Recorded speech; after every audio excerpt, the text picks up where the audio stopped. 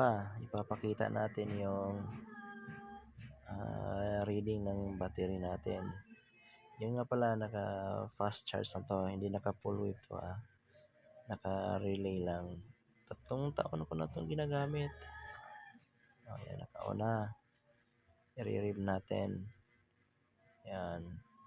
Hanggang 14.0. Tapos i-on natin yung lights. Ayan, may mga lights yan. Tsaka may loud horn yan. Nilagyan ko na. Ito lang papakita natin. Naka-on yung lights. Pag naka-on yung headlight, naka-auto fast charge yan. Pag hindi naman naka-on ang headlight, normal charging. Ayan, naka-fast charge na yan. Naka-on ang headlight. I-rev natin. Yan, hanggang 15.0. Yung auto fast charge na yan, siguro gagawin ko na ng panibagong video. Wala akong video niyan eh. Ayun, ganda. Yan, nasa kaliwa. Yan, binutasan ko yan.